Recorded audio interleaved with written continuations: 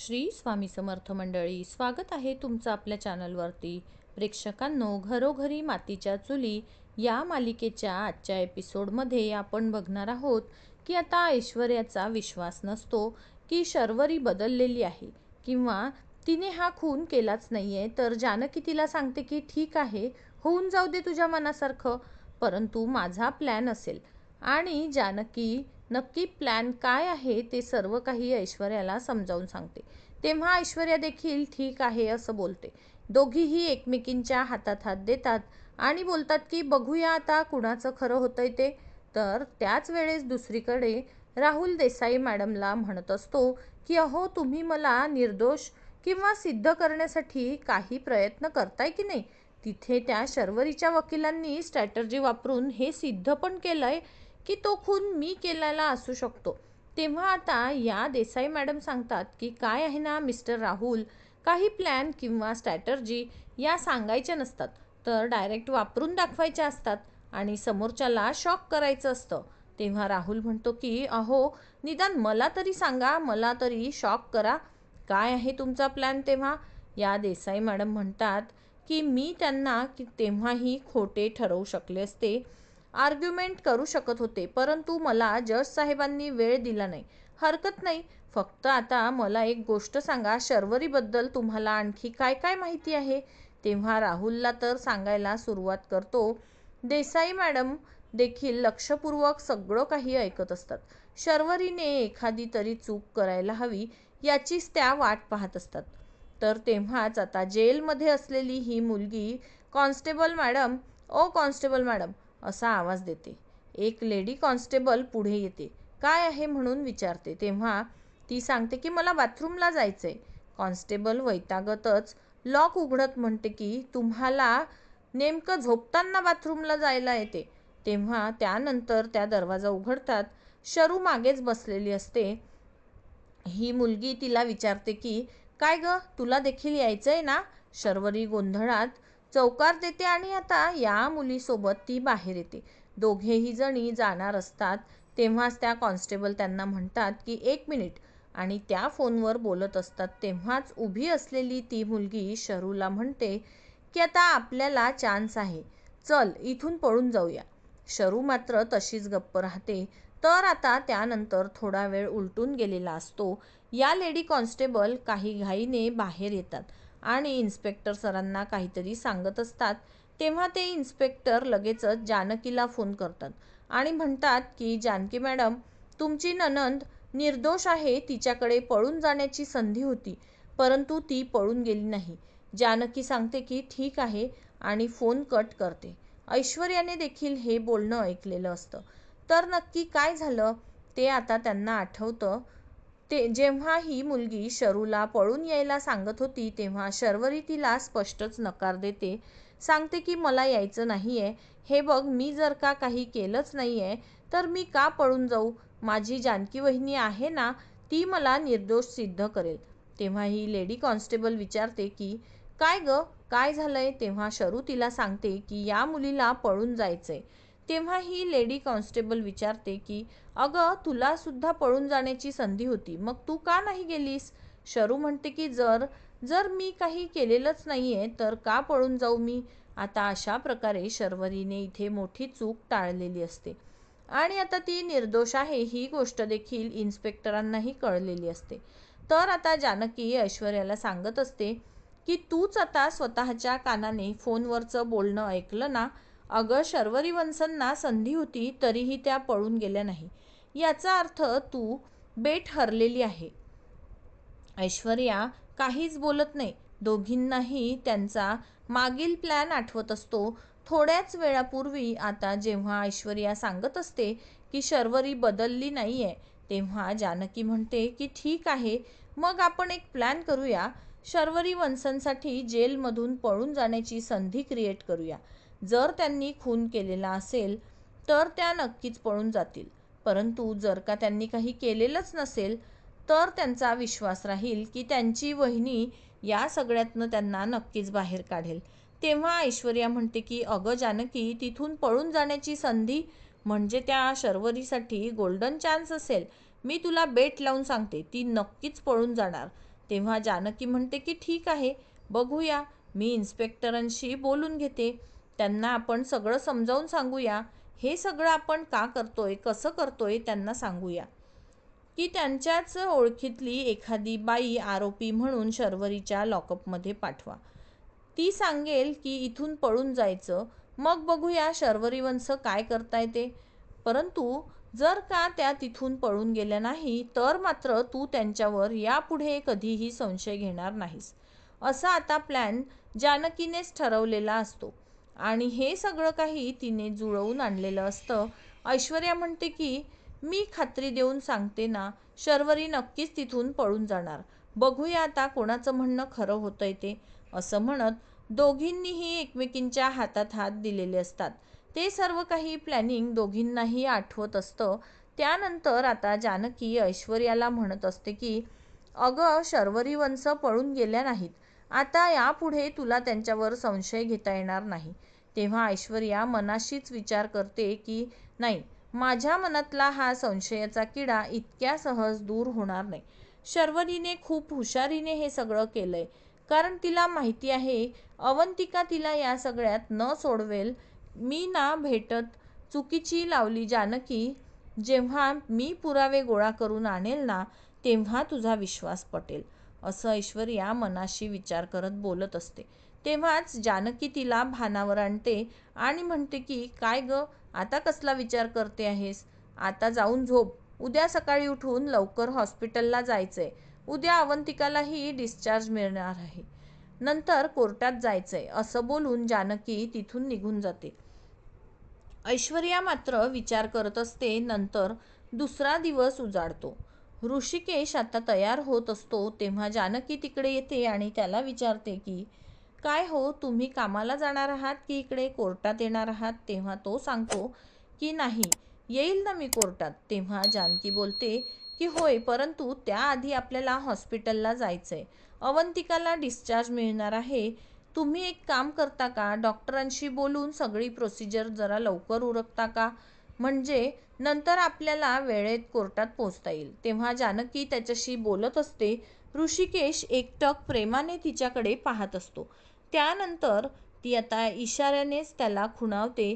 तेव्हा तो मात्र प्रेमाने तिच्या चेहऱ्यावर हात फिरवत काही नाही म्हणून सांगतो आणि इतक्यात त्याला एक कॉल येतो. ऋषिकेश म्हणतो की ठीक आहे, पोचतो मी, आणि फोन कट करून तो अपसेट होऊन तिला सांगत असतो की जानकी, मला एक कॉल आलाय, महत्त्वाच्या मीटिंगसाठी जावं लागेल, अर्जंट, आय एम सॉरी. तेव्हा ती म्हणते की अहो सॉरी काय त्यात, माझ्यासोबत तिथे अवंतिका असेल, सौमित्र भाऊजी असतील, काळजी करू नका. तेव्हा तो बोलतो की हो ग, मला माहिती आहे, जिथे तू असशील ना तिथे काहीही इश्यू होणार नाही आहे, आणि जरी काही झालं तरी तू सावरून घेशील. परंतु वाईट फक्त इतकंच वाटतंय की तू आपल्या कुटुंबासाठी इतकं काही करते आहे, झटते आहे, परंतु मी मात्र तुझ्यासोबत नाही आहे.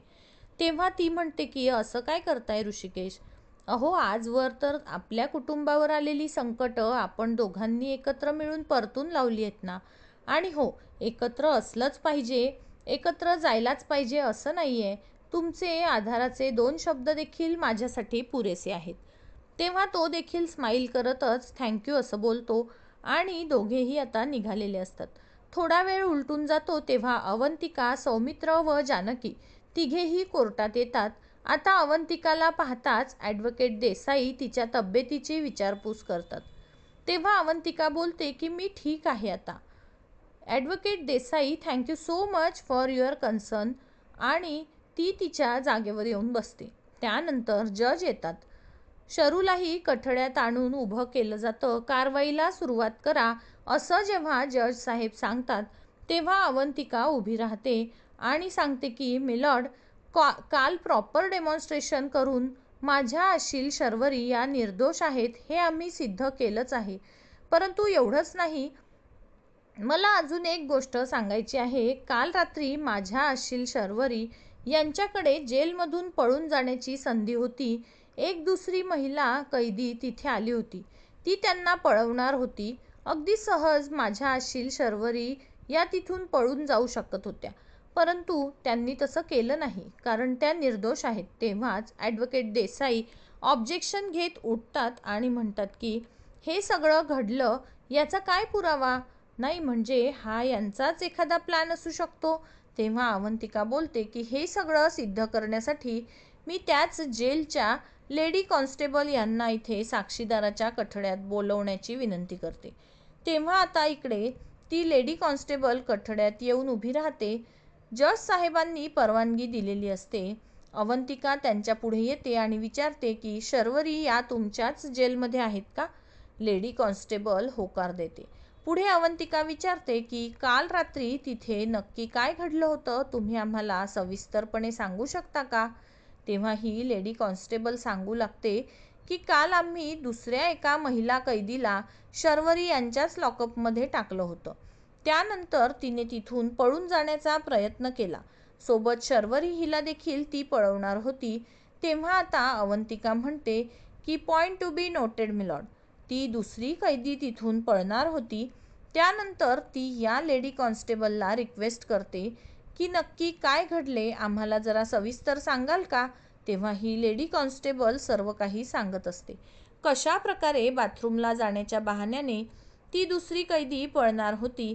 सोबत तिने शर्वरीलाही आणलं होतं, परंतु शर्वरीने वेळीच या लेडी कॉन्स्टेबलला सावध केलं आणि या महिला कैदीचा प्लॅन फसला आणि शर्वरीने तिथून पळून जाणं प्रिफर केलंच नाही, हे सर्व काही सांगते. तेव्हा अवंतिका म्हणते की पण तुम्हाला आश्चर्य नाही का वाटलं की शर्वरी यांच्याकडे पळून जाण्याची संधी असताना त्यांनी असं का केलं? तेव्हा ही लेडी कॉन्स्टेबल उत्तर देते की हो, मी त्यांना विचारलं देखील. तेव्हा त्या मला म्हणाल्या जर का मी निर्दोष आहे तर मी मग इथून पळून का जाऊ? तेव्हा आता अवंतिकाला खूपच आनंद होत असतो. ती कोर्टात सांगत असते की point to be noted milord, Sharvari या निर्दोष आहेत, म्हणूनच काल रात्री त्या जेलमधून पळाल्या नाहीत. अरे, युक्तिवाद करत अवंतिकाने आता शर्वरीची बाजू मांडलेली असते. त्यानंतर जज ॲडव्होकेट देसाई यांना म्हणतात की तुम्हाला काही प्रश्न विचारायचेत का? तेव्हा त्या मात्र नकार देतात. पुढे येतात.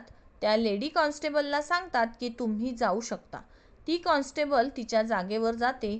तेव्हा आता या ॲडव्होकेट देसाई युक्तिवाद करत म्हणतात की यांच्या साक्षीवरून एकच गोष्ट लक्षात येते की या शर्वरी खूपच स्मार्ट आहेत, कारण त्यांना व्यवस्थितपणे माहिती होतं काल कोर्टात जो युक्तिवाद झालाय त्यावरून त्या निर्दोष सिद्ध होऊ शकतात. त्यामुळे पळून जाण्याची रिस्क त्या का घेतील? केवळ त्या पळून गेल्या नाहीत म्हणून निर्दोष हा असा निष्कर्ष काढणं चुकीचं आहे. त्यांचा हा युक्तिवाद ऐकून तिकडे शरू मात्र खूपच अस्वस्थ होत असते. तर त्यानंतर लगेच त्या ॲडव्होकेट देसाई म्हणतात की मागच्या वेळेला जसं डेमॉन्स्ट्रेशन करण्यात आलं होतं तसंच डेमॉन्स्ट्रेशन करण्याची मलाही परवानगी देण्यात यावी. जज साहेब आता परवानगी देतात आणि आता काहीच वेळात पुन्हा एकदा तोच पुतळा तिथे आणला जातो. परंतु या वेळेला पुतळा मात्र ॲडव्होकेट देसाईंनी खुर्चीत बसवलेला असतो.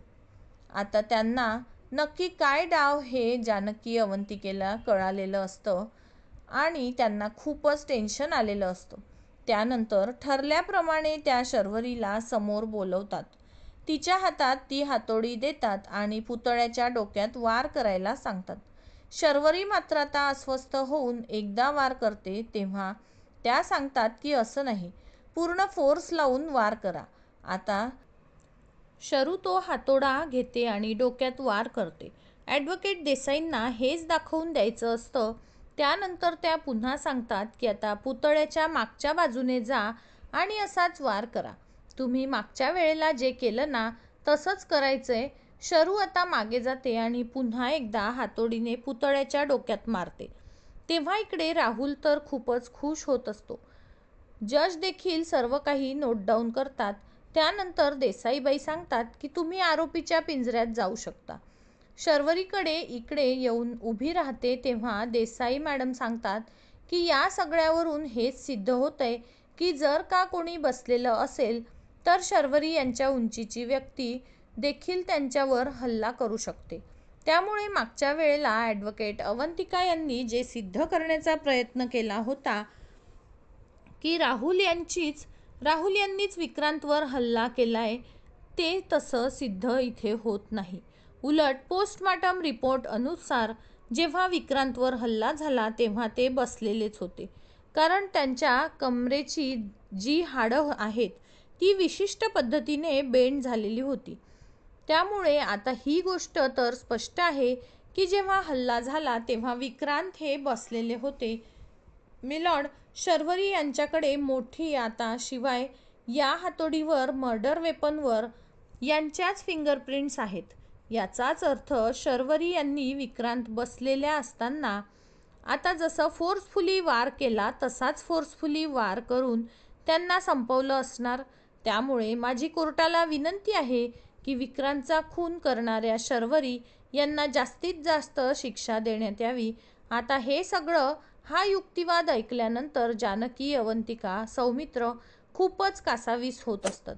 इकडे शरूला तर काय करावं कळेनासं झालेलं असतं. ती डोक्यालाच हात लावते. राहुल मात्र खुश होत असतो.